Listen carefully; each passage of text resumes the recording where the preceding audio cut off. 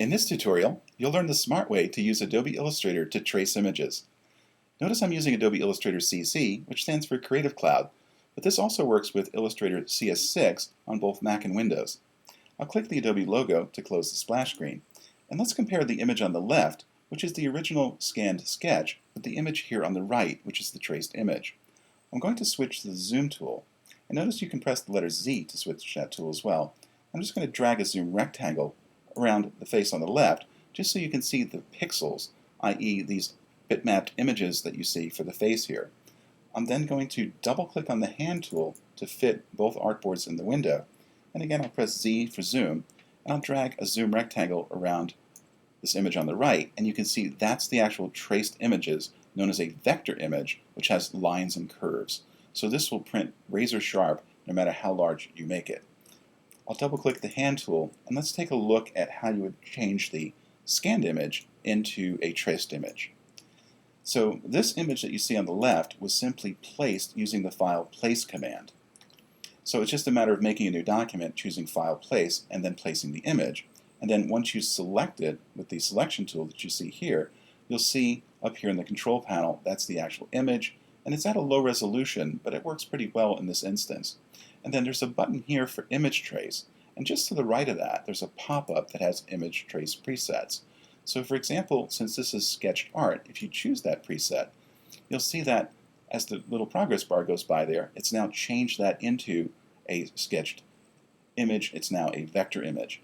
There's also a little button right here called the image trace panel, and when I click that, you'll see this panel here allows you to take control over the various settings.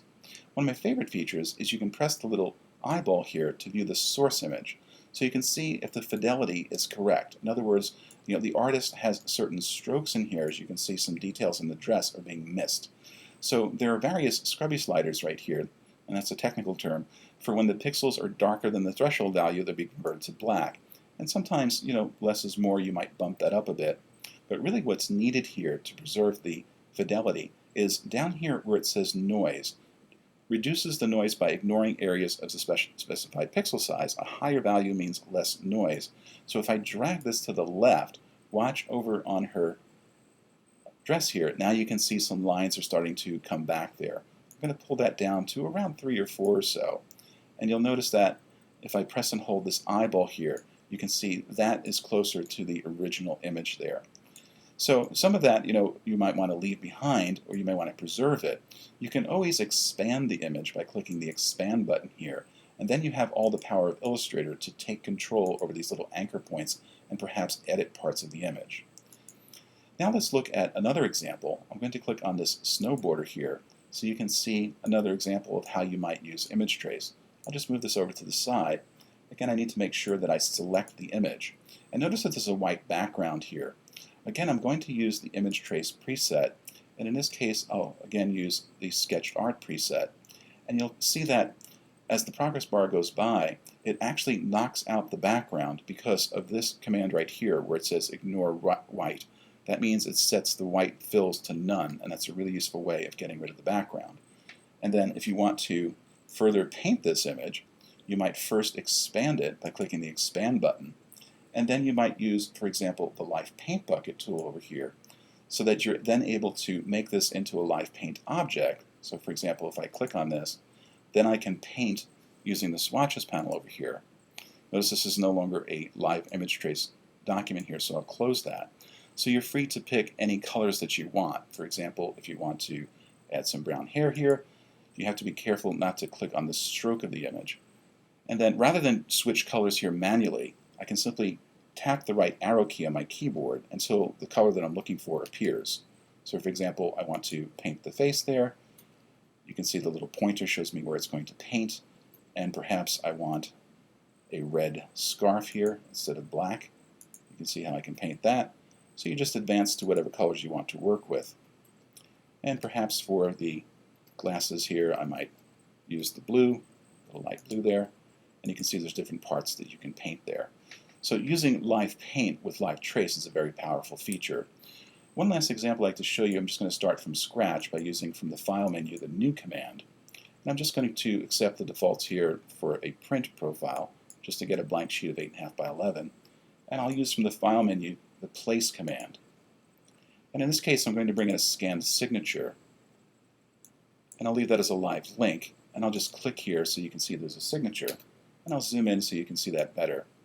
So again, you would use live trace, and in this case, I'm going to choose a black and white logo. And it's a good idea to have somebody use, a good dark pen, but this is where image trace can take control, again with the image trace panel here. I simply need to bump up the threshold here, and it's on a scale of 0 to 255, and right around 253 or so, you can see that it's now doing a much better rendition. If I hold down the eyeball here, you can see the original versus the source versus the tracing result. And then again, you may have to adjust perhaps the paths or corners to fit it, but it's very important if you wanted to knock out the background. And in order to see the background, I'm going to go to the View menu and show the transparency grid. So you can see this checkerboard square pattern. If that shows through, it means it's going to knock out to nothing. And watch when I click on Ignore White, then you'll see that you can see through the holes in the letters there the background. And that can be really useful if you want to put a signature on a colored background. And then the last tip is, if you want to use this for Microsoft Office, such as Microsoft Word or PowerPoint, notice on the File menu there's a really useful command, File Save from Microsoft Office.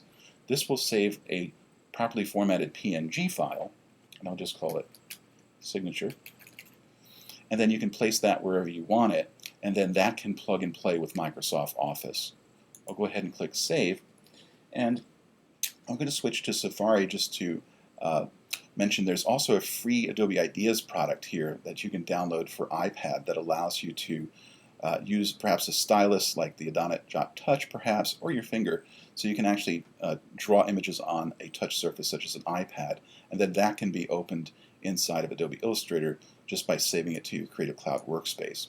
So we cover this and all much more if you'll visit our website here at thinkbiglearnsmart.com. We have regularly scheduled classes for Adobe Illustrator as well as InDesign, Photoshop, and many other products.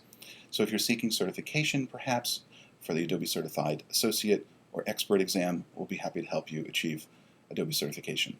Thanks for watching the video.